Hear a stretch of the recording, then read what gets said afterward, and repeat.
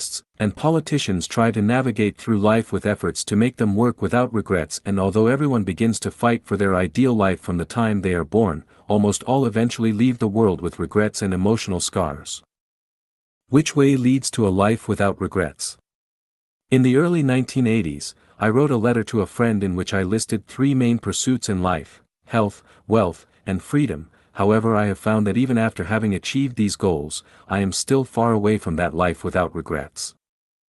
Today I view having a life without regrets as one which realizes these 5 ideals.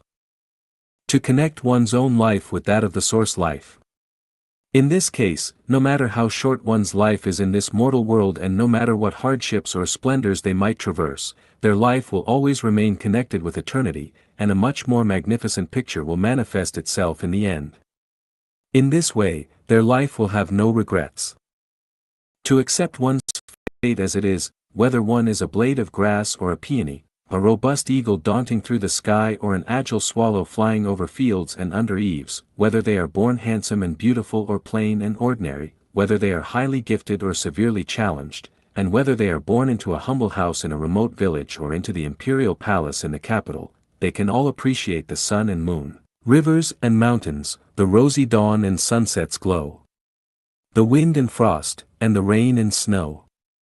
As long as they have hearts like this, they will feel grateful and not complain about the Tao of heaven being unfair. This too is the way to lead a life without regrets. To create joy in one's life through hard work, as busy as a bee working cheerfully. No matter how much spiritual or material wealth they create, no matter whether the fruits of their labor are enjoyed by many or few, they must keep working sincerely. They must not expect to be extremely rich and noble, or to earn great fame and recognition. As long as their blood, sweat, and tears drip into the soil along their natural paths, they can all be proud to say, "I have tried." In such a case, their life will have no regrets. To act in accordance with one's nature.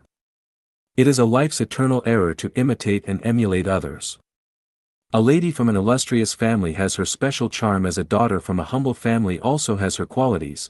Urban city dwellers have their style while countrymen have their pure beauty. The rich have their problems but the poor have their happiness. Delicacies have beautiful tastes and colors but plain tea and simple food have rich nutrition. And extraordinary people have special gifts but ordinary folks also have their advantages. To dream one's dreams and enjoy their pleasures, to take things as they are and act in accordance with one's nature, neither to force one's actions, follow fashion, nor compare themselves with others, to love what one loves and hate what they hate, and to treat oneself sincerely are all necessary if one is to enjoy a life without regrets. To do their best at everything they do. Whether it is to support their parents and rear their own children or to help their siblings, friends, and neighbors, and seek public benefit, as long as one does their best, they will have no regrets. Our parents brought us up and their love is higher than the mountains and deeper than the sea. Every child wants their parents to enjoy their twilight years and to show their filial piety every day, but there are many things beyond our control and few can do absolutely as they wish. Parents understand this, and as long as they have tried their best, they will have no regrets. Children are our future and our ideal, and every parent wants their children to enjoy wonderful and successful lives, but wishes are wishes and reality is reality. Even one's fingers are of different lengths and weeds will grow in flower gardens. No one can expect perfection, but as long as they have done their best to rear their children, they should have no regrets regardless of what happens. There is nothing anyone can do when their children complain and resent them, but those who have done everything to the best of their ability, will have no regrets. No one should ever carry more burdens than they can bear nor force themselves to do the impossible. To act to one's capability and to do their best is to realize a life without regrets. We can certainly run on, but as there is no perfect life under heaven, why should we pursue one? All things created by the greatest Creator are strewn in random order but at distinct levels. As long as we obey the arrangements of the greatest Creator, fulfill our obligations as human beings, and advance along the track of human nature, then whether our life shows favor or adversity or is bright or dark, ours will be a life without regrets. Abandonment is an achievement. Xiefeng. Abandonment is an achievement. Shinding Celestial. It seems that, abandonment is an achievement, is a contradiction, but it is actually great wisdom, though beyond the ordinary people's comprehension and imagination. It embodies an ingenious realm, a boldness of vision that looks far ahead and aims high above the common and vulgar, a tactical strategy to have the situation well in hand, with great will to reach the top. The more you possess, the more trouble you have. It seems that will be much easier to abandon something at the proper time. If we constantly pursue possessions but refuse to ever abandon them, those possessions will become burdens and encumbrances. One who wishes to take a long trek to appreciate the attraction of distant scenery must take very little luggage, for the more they take, the more tired they will become, the slower their journey will go, and the less likely they will be to reach their destination. Life is but a journey which life travels through in the mortal world. The destination of the journey depends entirely on how far we travel during our lifetime. Those who possess too much in the mortal world will not be able to reach a more wonderful place. If they cannot abandon their possessions, they will only continue marking time with the samsara of the mortal world. If we hold fast to something, we cannot grasp anything else with our hands. If a room is filled with clutter, it is hard to add shiny, new appliances. If our minds are full of wants and desires, our spirits will be so exhausted that we will find it impossible to appreciate a new realm with dense willows and bright flowers or reach a spiritually pure land. Therefore, abandonment is an achievement. To abandon the past is to achieve the future. Abandoning a profession frees us to engage in another one. It is only by abandoning private ownership that we can achieve public ownership or even non-ownership. Only by abandoning being a human that we can achieve being a celestial being or Buddha. Only by abandoning the mortal world can we reach the fairyland. Only by abandoning the traditional family that we can enter the new oasis for life, and only by abandoning the state, that we can enter the great unity. Abandon, abandon, abandon. Open a door and others will close automatically, but close a door and others will open automatically. As with a woman, when single, men will flock to her actively, but once she becomes engaged or married, they will stay away from her. Shinding Celestial's full quote was, "People say that it is tiring to live. Why might life be tiring? Because they are unwilling to abandon, and they always want more. Having obtained wealth, they still want reputation, fame, and status. Not realizing that the more they possess, the heavier their burden becomes, they will get more and more exhausted throughout their journey of life." Actually, abandonment is an achievement. Anyone who wants to lead a relaxed and free life in the mortal world must learn to abandon. Only continual abandonment will lead to continual transcendence. What should we abandon as people? That depends on where we want to go. If we want to go to hell, of course we should abandon sincerity, kindness, and beauty, so that we can gain falsity, wickedness, and ugliness. Only by breaking through the moral bottom line, can we revel in evil of every kind. Only by abandoning love, can hatred sprout, grow, blossom, and bear spiritual fruit. Only by abandoning faith and honesty, can we be petty men. Only by abandoning hope, can we get despair. Only by abandoning sublimation, can we ensure that we will continue the samsara in the mortal world, struggling in a boundless sea of bitterness. So, abandonment is achievement. Generally, my purpose is to lead mankind into the Lifechanyuan era. To learn about the identifying brands of the Lifechanyuan era, refer to my 800 Values for New Era Human Being, which describes the Lifechanyuan era with specific details. For individuals, I am here to guide people to the 1,000-year world, the 10,000-year world, and the Elysium Islands continent. For this, I need people to abandon states, religions, political parties, and family lives. Only by abandoning these 4 items, can we achieve happy, joyous, free, and blessed lives which are characterized thusly. The talented will be put to good use and the whole world will be one family. No one would pocket anything found on the ground and doors are not bolted at night. To unify all thoughts and all beliefs into the greatest Creator's will, and all religions into one uniform belief system. Everything will be in complete harmony and everyone will be happy. As for the individuals, people need to abandon these 9 things. Marriage. Traditional families. States. Religions. Political parties. Private ownership. Outdated regulations, corrupt customs, and moralization that restrains human nature. The ways of God and Buddha. Their egos. Abandonment is an achievement. Without abandoning marriage, it is impossible to achieve a state of being happy, joyful, free, and blessed. Without abandoning the traditional family, it is impossible to achieve the life of a celestial being. Without abandoning the state, it is impossible to achieve a realm of freedom. Without abandoning religions, it is impossible to achieve the freedom and purity of the soul. Without abandoning political parties, it is impossible to achieve peace and harmony. Without abandoning private ownership, it is impossible to achieve public ownership and experience the wonderful state of possess nothing and have everything. Without abandoning all the outdated regulations, corrupt customs, and moralization that restrain human nature, it is impossible to achieve natural, unrestrained and elegant lives. Without abandoning the way of God and Buddha, it is impossible to achieve the way of the greatest creator. Without abandoning the ego, it is impossible to achieve paradise, to free oneself from the trap, to walk out of the 36 8-diagram arrays, to escape the territory of the mortal world, and to free oneself from the 5 elements and out of the program of the realm of necessity. Then, it will be impossible to reach the celestial islands continent of the Elysium world and never experience the glorious blissful state of forgetting oneself to be completely relaxed and joyful.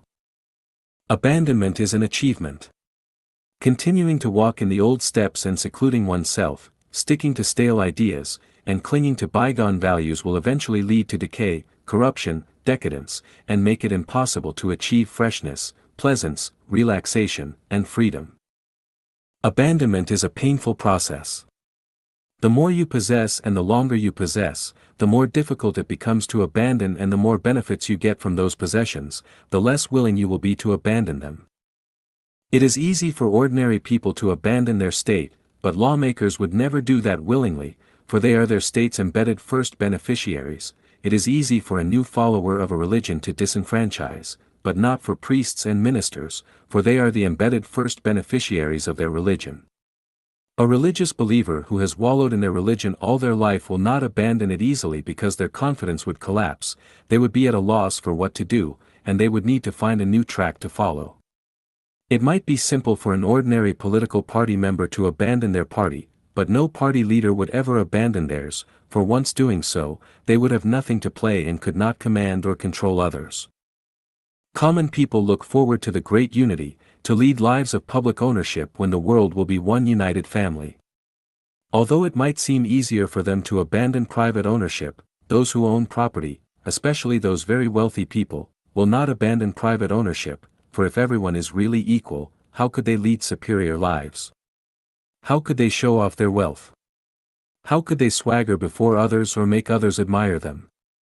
It is the same with married couples. The ones who are more stifled, abused, bounded, and exploited will hate their family lives, while the ones who benefit more from their marriages and family lives will hardly want to abandon them. Human nature includes the desire to control others and to have more and more people under their control. However, not all people can be kings, religious leaders, political party leaders, or bosses of companies. For the vast majority of people, the desire for control will be played out, realized, and fulfilled in their families. Men want to control their wives, women want to control their husbands, both want to exercise parental control over their children, and children are genetically programmed to get as much from their parents as they can. So, families are the first battlefield of life where great and small wars play out daily. Many couples show happy harmony to the public, but are unwilling to complain about their bitterness. In fact, you will always suffer from the pain that comes along with possessing anything. The more you possess, the more pain you will suffer. In this world, it is the kings, presidents, religious leaders, political party bosses, and wealthy capitalists who endure the most pain. It is they who cannot even lead peaceful lives day or night who are the most deserving of pity. Abandon. Abandonment is an achievement. Abandonment is a great magic weapon to obtain mental and spiritual growth and is the best way to sublimate oneself and achieve a bright future. The core teachings of Jesus Christ and Buddha Sakyamuni dwell in it. The freedom and happiness of life and the secrets leading to the realm of heaven dwell in it too. Act without striving, handling things without interfering, savor the flavorless. August 1, 2006. Extraordinary people must have extraordinary paths, and exceptional individuals must possess qualities that set them apart. Following in the footsteps of the masses leads to mediocrity, walking familiar roads inevitably repeats the fate of those who came before. If you wish to make your life stand out like a crane among chickens, to radiate wisdom, to reach the realm of ultimate bliss, and to cultivate the highest Buddhist practice, you must act without striving, handle things without interfering, and savor the flavorless. Act without striving means departing from habitual thinking and embracing unconventional thinking, stepping away from the crowd to blaze a new trail. If the masses plant watermelons, I'll plant pumpkins. If they head north, I'll go south. If they study scriptures, I'll play music. If they focus on the practical, I'll explore the abstract.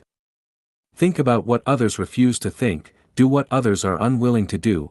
While the masses go with the flow, I'll swim against it. What I do is precisely what the masses avoid. The common people are bright, yet I alone am dull. The common people are sharp, yet I alone am confused. The masses have plenty, yet I alone seem to lack. The masses have their purposes, yet I alone seem stubborn and foolish. Another layer of act without striving is to place oneself in a state of holographic and emptiness, discarding personal experiences and wisdom. Do not rely on the mind's processing, allow everything to naturally follow the Tao. Accept what comes without resistance, let go of what leaves without attachment, remain unshaken by honor or disgrace, and face death without fear. When events arise, respond with presence, when they pass, return to emptiness. Entrust everything to the Tao and be free and unburdened. Do not seek life, do not seek death, do not seek prosperity, and do not seek decline. Be at peace with circumstances, transform with fate, act according to your nature, and respond to situations as they come. The highest goodness is like water, dwelling in places others avoid, benefiting all things without contention. Handle things without interfering means engaging in matters that others avoid and doing things never attempted by the masses. When the masses pursue movement, I seek stillness. When they chase short-term gains, I remain serene and indifferent. If they flock to cities, I retreat to the countryside. If they chase grand schemes, I hum lullabies. While they haggle over material gains, I focus on spiritual development, even if it means personal loss. When the masses work for family, party, nation, or religion, I work for none. They indulge in nature's beauty, while I find joy in the soul. They care for their bodies, while I transcend mine. While the masses rush to temples in pursuit of immortality, I wander through fields, savoring the peace and joy of the present. They attend school for knowledge, I seek the awakening of spiritual consciousness and the mysteries of life. While they read books, I read the heavens, the earth, and humanity. While the masses pursue a brilliant and prominent life, I walk the path leading to the ultimate blissful realm of life. Savor the flavorless means finding truth in simplicity, sensing the rhythms of the universe's ebb and flow, discovering the extraordinary within the ordinary, and drawing conclusions from it. The revelations of heaven are not found through profound wisdom, nor in the teachings of sages or religious scriptures.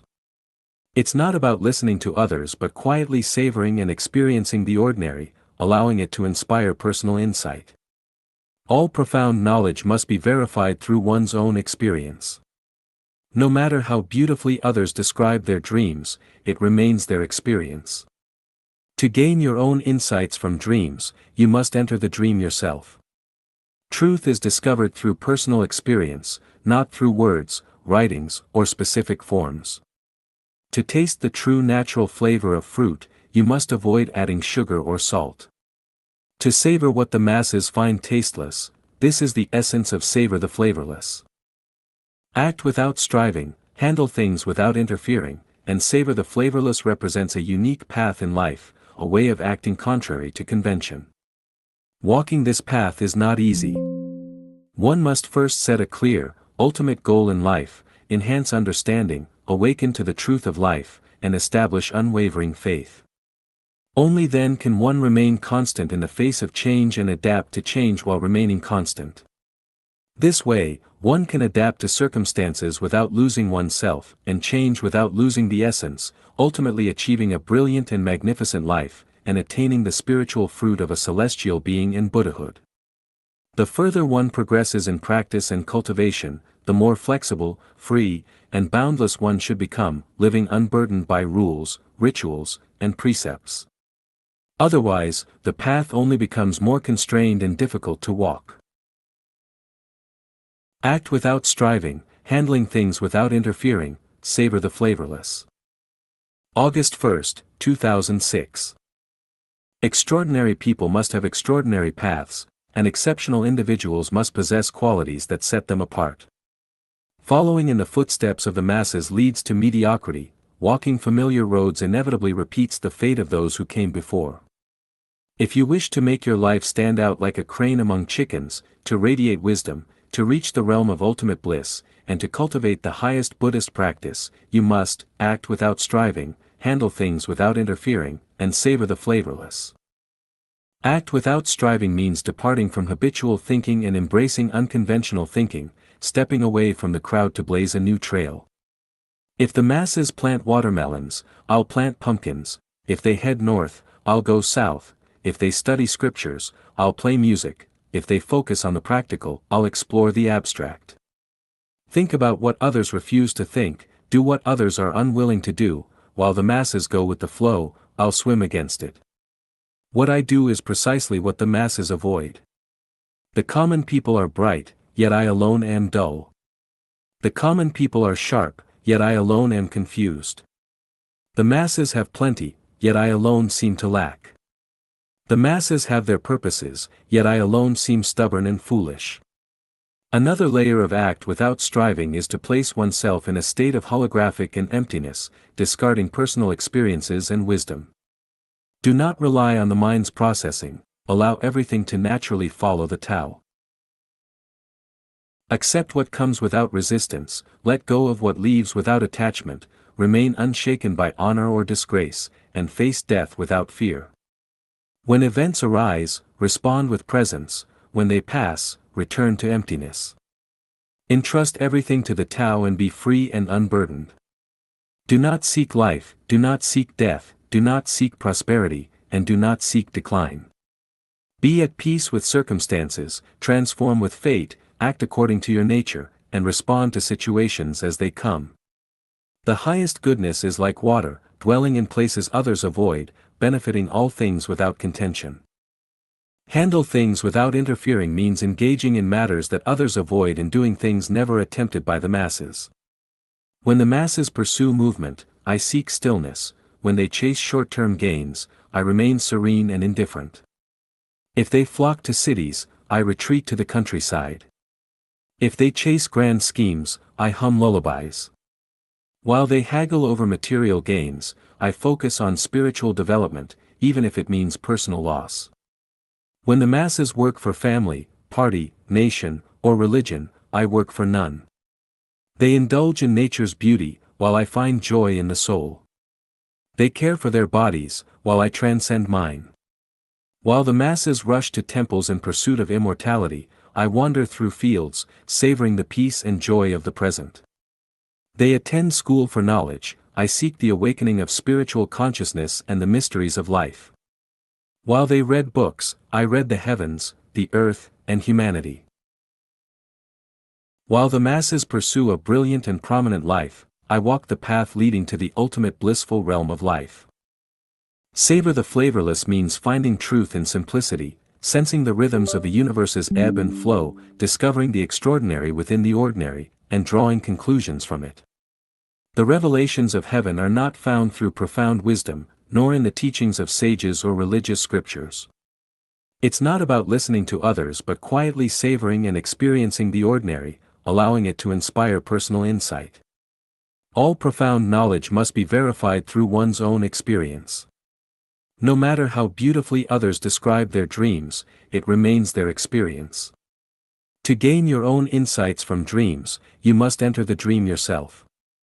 Truth is discovered through personal experience, not through words, writings, or specific forms. To taste the true natural flavor of fruit, you must avoid adding sugar or salt. To savor what the masses find tasteless, this is the essence of savor the flavorless.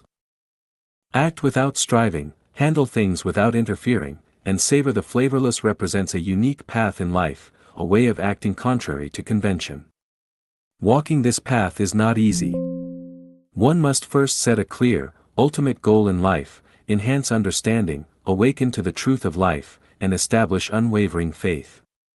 Only then can one remain constant in the face of change and adapt to change while remaining constant. This way, one can adapt to circumstances without losing oneself, and change without losing the essence, ultimately achieving a brilliant and magnificent life, and attaining the spiritual fruit of a celestial being in Buddhahood. The further one progresses in practice and cultivation, the more flexible, free, and boundless one should become, living unburdened by rules, rituals, and precepts.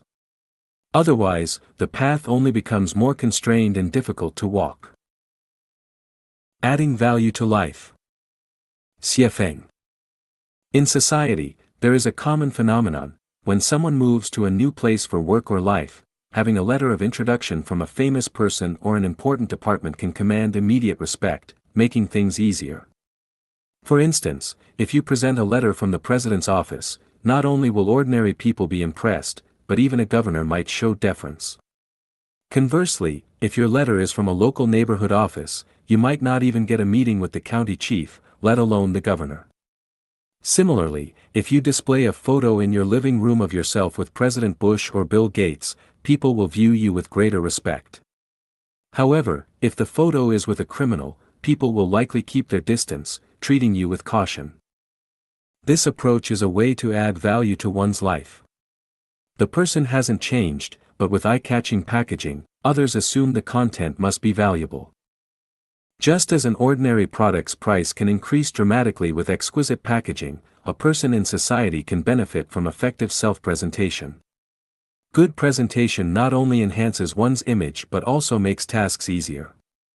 During my travels in China, whenever a taxi driver asked where my child was studying and I mentioned he was attending university in the United States, their attitude and tone would noticeably shift, as if my status and value had suddenly increased, allowing me to project a more dignified demeanor. Is this superficial? Not at all. The secular world thrives on such things. In fact, truthful self-presentation can not only enhance one's appearance but also has a profound psychological impact, subtly increasing one's self-worth. Every time I think of friends like Taiji Celestial, Foshan Celestial, Penglai Celestial, and Tianshan Celestial, I feel a surge of pride and see myself as someone remarkable. Some people value the packaging more than the product itself. Is the packaging worthless? If Xiefeng becomes internationally renowned one day, my packaging will become very valuable. A certain Chanyuan Celestial might proudly say, Xiefeng is my close friend. I can call him anytime. Appropriate self-presentation truly makes a difference. Why not embrace it? Adding value to one's life is about enjoyment. Life is essentially a game, so why not play it to the fullest? Only a fool would be overly serious and devoid of any sense of fun. However, if you can add value to your life, the significance becomes much greater. Saint Peter and Saint Paul were different from ordinary people, as were Guanyin Bodhisattva and Manjusri Bodhisattva, because of their special relationships with Jesus and Shakyamuni. Thus, their lives were imbued with greater value. Adding value to life goes beyond mere self-presentation or having fun, it's about enhancing the quality of one's life. Even the finest gem won't shine without being cut, polished, and refined. Even the best ivory won't become a masterpiece without careful carving. A blank sheet of paper has little value, but when a master artist paints landscapes, birds, and flowers on it, and adds deeply meaningful inscriptions, its value increases significantly. Anyone who has undergone the spiritual transformation of Lifechanyuan, whether they acknowledge it or not, has increased the value of their life. This is because their way of thinking has changed, leading to a transformation in the form of their life. Such a change is a sign of added value. Someone passionate about political commentary, once exposed to Lifechanyuan, may lose interest in it. An atheist who reads Lifechanyuan's writings might question their old worldview and life values. A religious devotee or a political party member who engages with Lifechanyuan will likely reflect on their beliefs. Someone skeptical about the future of life, after entering Lifechanyuan, will develop hope and anticipation for the future. If you believe you are valuable, you are. If you believe you are worthless, you are. A confident person can generate boundless spiritual strength. Someone aiming to change the world will find their wisdom suddenly emerging. A person striving to become a master will experience extraordinary inspiration. Someone with an infinite longing for life will surely find a true guide. One must become the architect and builder of their future life, actively seizing every opportunity to expand their knowledge. Avoid missing any divine opportunities. A foolish person clings to outdated practices, is timid and fearful, and prefers to remain in their comfort zone. They may cling to a precarious branch during a flood. When the greatest creator sends a boat to rescue them, they refuse to board. When the greatest creator sends a plane, they still refuse, stubbornly believing that the greatest creator himself will come to save them, with the inevitable result of being swept away by the flood. Some people spend their lives following a path that leads nowhere, yet they close their eyes and dare not try new paths. Others fear reading books with new ideas and new thinking, worried it might shatter their fragile beliefs. Such individuals, in the end, can only weep over their own missed opportunities and fail to add value to their lives. There is no fixed method or eternal remedy. If someone doesn't dare to associate with today's great minds, what progress can they make beyond muttering to themselves and whispering in secret? Some people don't understand the concept of truth but still pursue it. Isn't that like a blind man lighting a candle to no avail? Where will you find the truth? Who wants to add value to their life? Enter Lifechanyuan, the only place of its kind. Don't wander aimlessly, the ship of life is at your doorstep. If you still refuse to board, don't blame the greatest creator, Jesus, or Shakyamuni for being unkind or unmerciful. Always do simple things. Xiefeng. Big things start from small beginnings. Without small things, there are no big things. By consistently doing simple tasks, difficult things become manageable. When things are often easy, difficult matters cease to exist. Complexity is embedded in simplicity. By consistently focusing on simple tasks, complexity will vanish. A towering building starts from the ground, and a masterpiece begins with a single character. Trees grow into forests, and tiny drops accumulate into oceans. There are no difficult things in practice, it's about keeping a heart full of gratitude. Cultivation doesn't require much effort, a calm and peaceful heart is sufficient.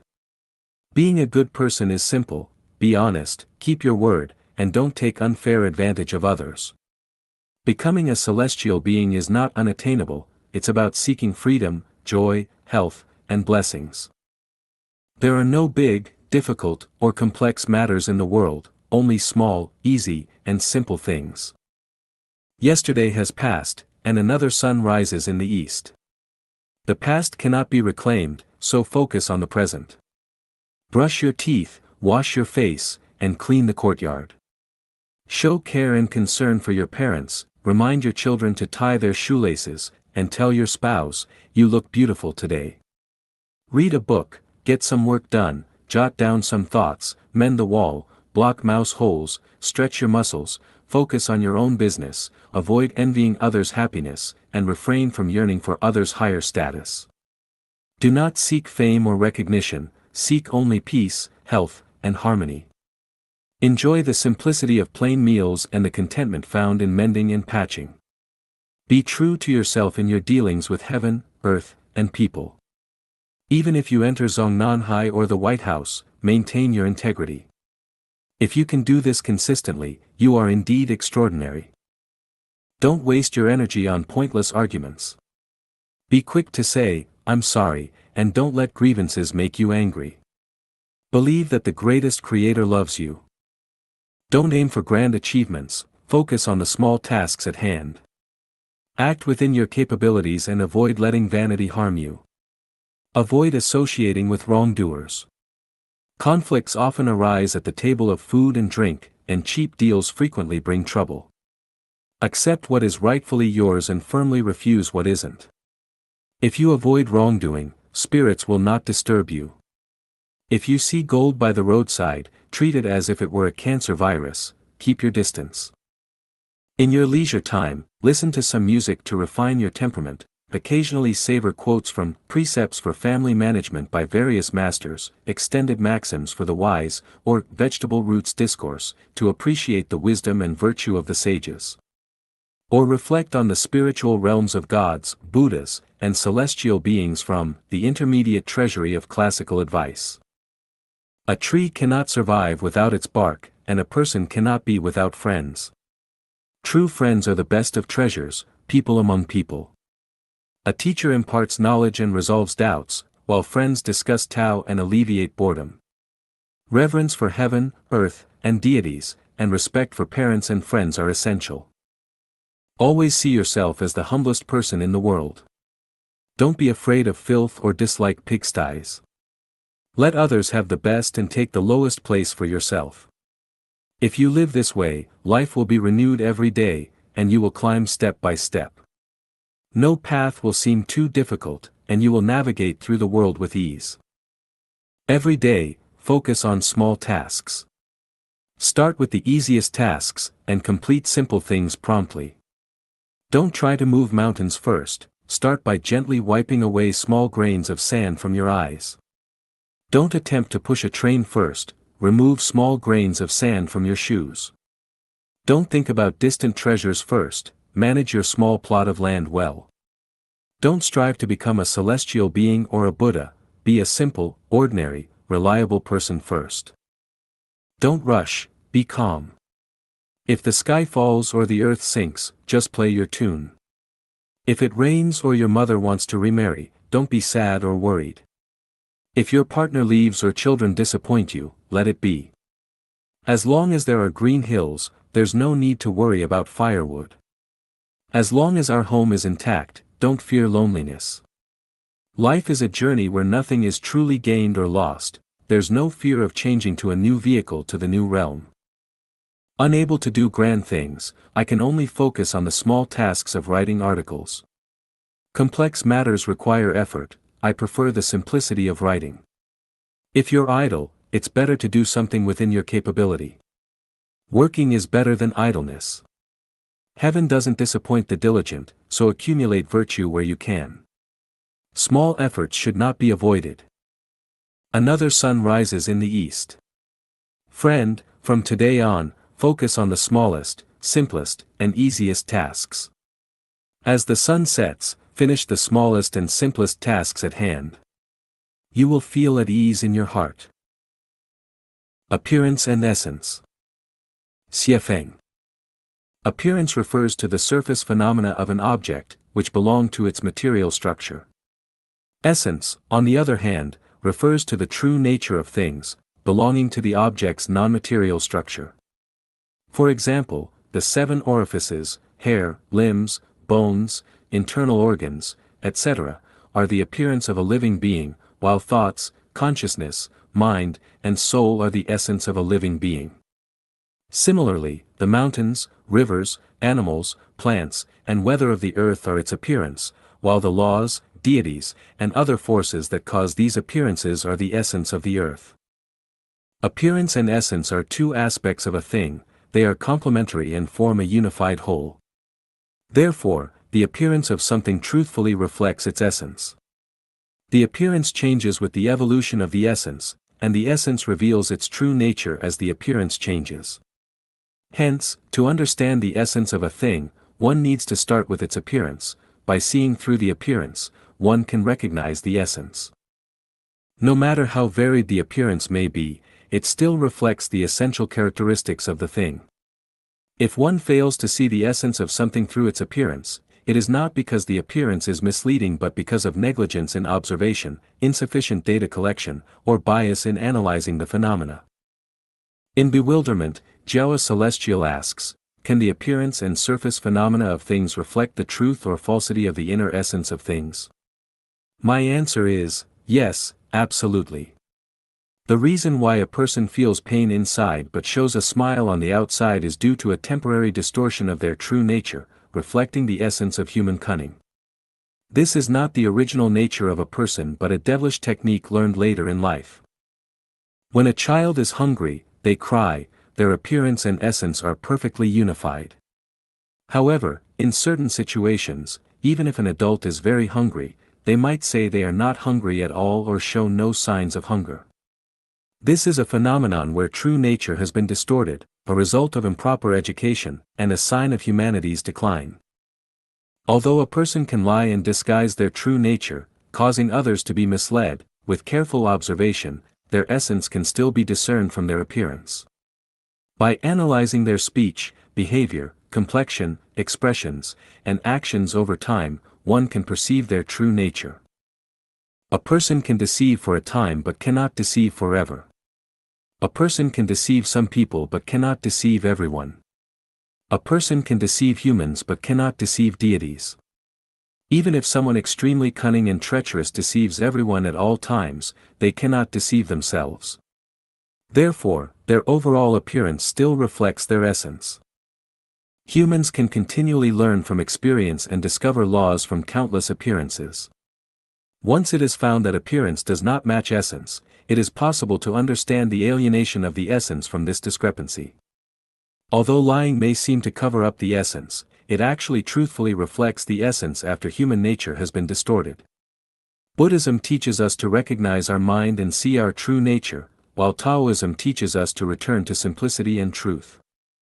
The idea is for our appearance and essence to perfectly integrate, so we can become celestial beings and achieve Buddhahood.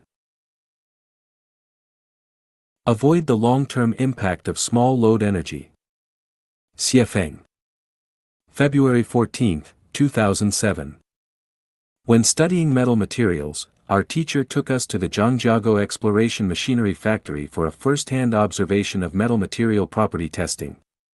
A series of testing machines were used to evaluate the tensile strength, compressive strength, bending strength, and other properties of various metals, determining the limit values of each characteristic. For example, a metal rod would be tested to see how much force it could withstand before breaking, or how long it could endure repeated small load impacts before eventually fracturing.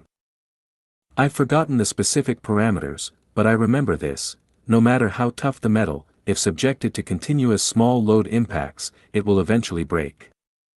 This truly reflects the saying, a rope saws through wood, and water drops pierce stone.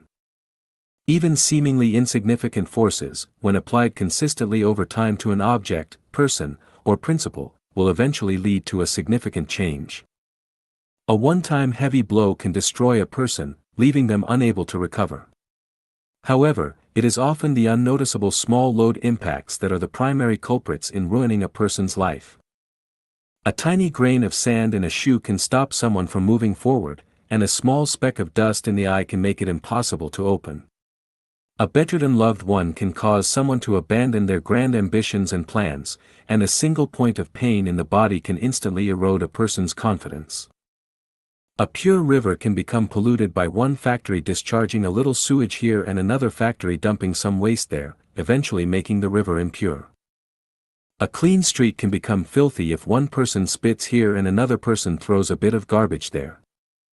A perfect natural environment can be degraded by one factory emitting smoke, another dumping trash, one car emitting carbon dioxide, and a refinery spilling waste oil. Eventually, nature will fall ill.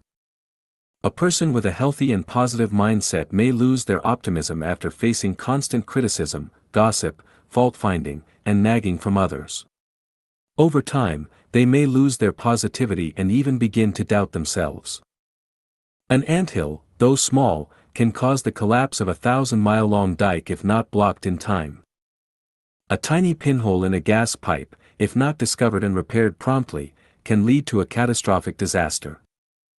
A seemingly harmless family thief who steals small amounts daily, if not caught and stopped in time, can eventually steal the entire household.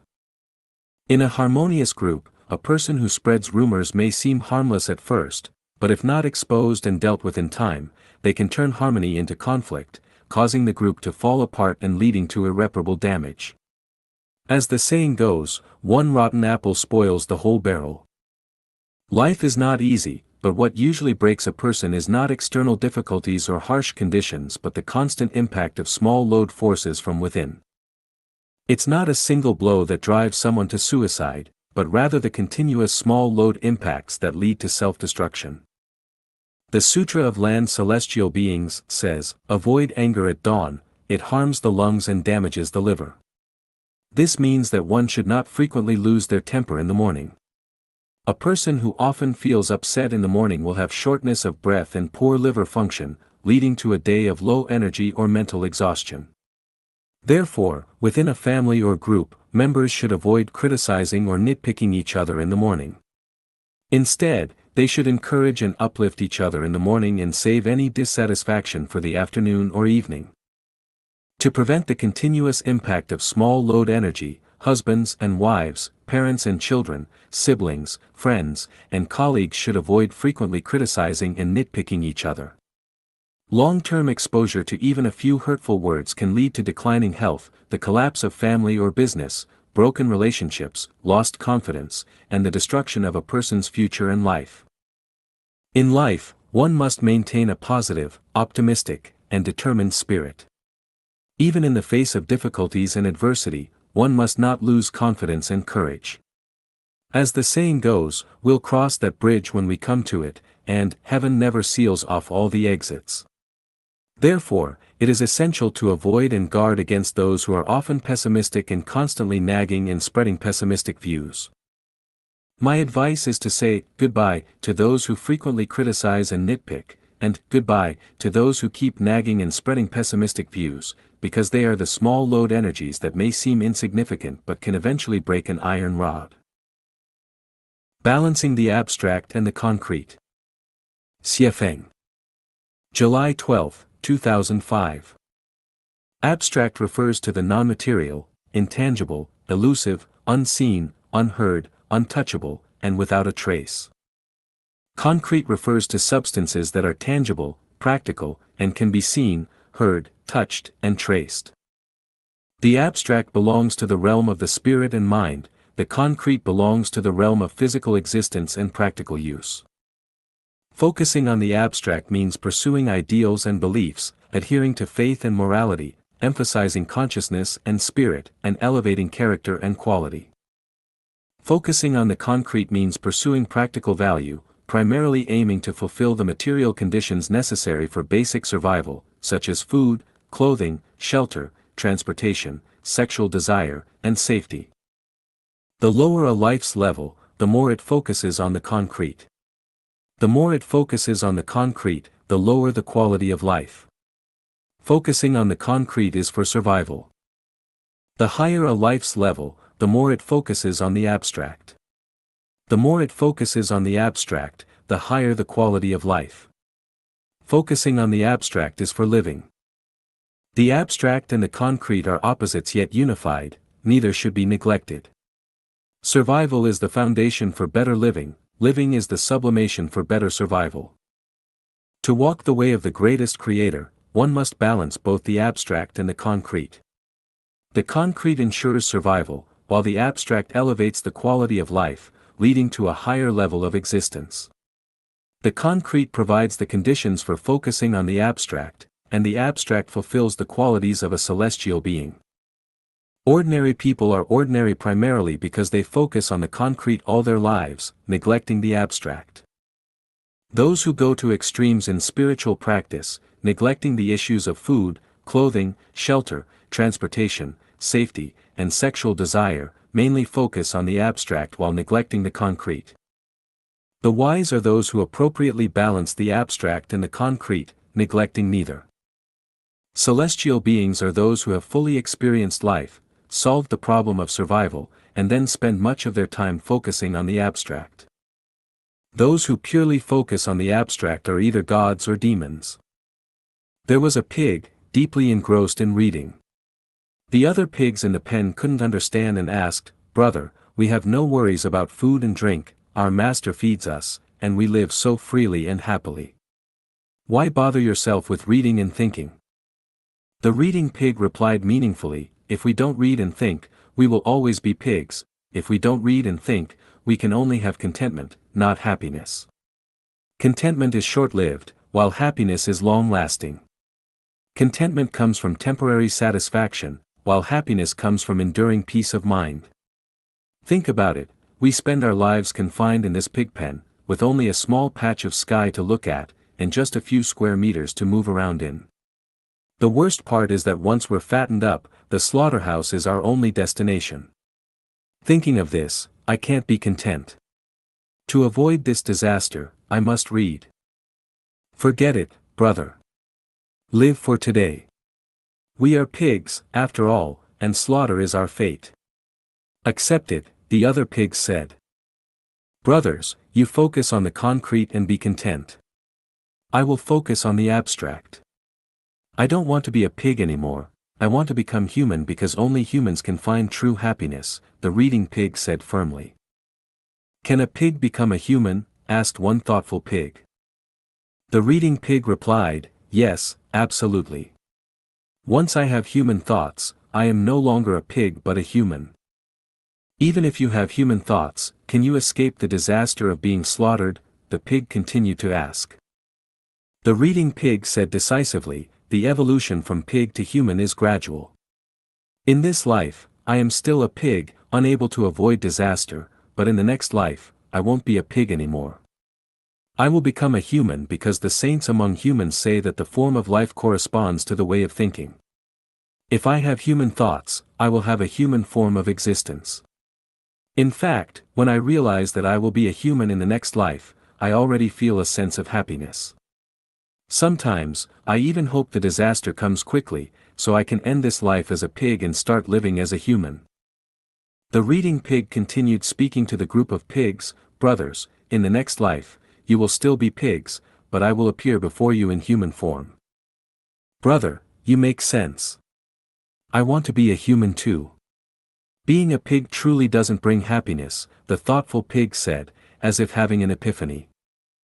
The reading pig quietly told it, while we have food and shelter, seize the time to focus on the abstract. If you don't focus on the concrete, you won't have a comfortable life, and poverty is unpleasant. If you don't focus on the abstract, the best you can hope for is to stay where you are, pigs will remain pigs, and humans will remain humans. Break through the consciousness of walls. Xiefeng. Creation has destined the snail to travel with a heavy shell on its back. Most mollusks have protective shells, the softer they are on the inside, the harder their exterior, the harder they are inside, the softer their exterior. Humans exhibit a similar phenomenon, those who are harsh and domineering with their wives and children at home, or aggressive with siblings, neighbors, and friends, tend to become weak and submissive when they travel far from home. Conversely, those who are meek and gentle with their loved ones often display courage and strength in front of strangers. People who are adept at internal conflicts within their own circles are often humble outside, while those who attack their own compatriots, nation, or country often appear very compliant and docile in front of foreigners.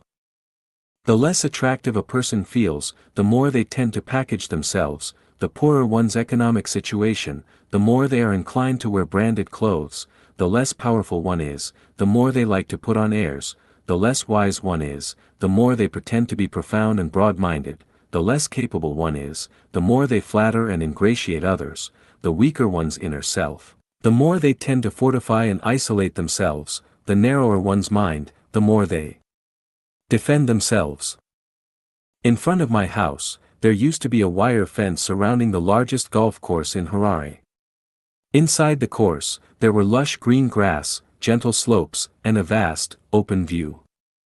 From the outside, the view inside was beautiful, and from the inside, the outside scenery was equally picturesque. However, a month ago, things suddenly changed. A wall was erected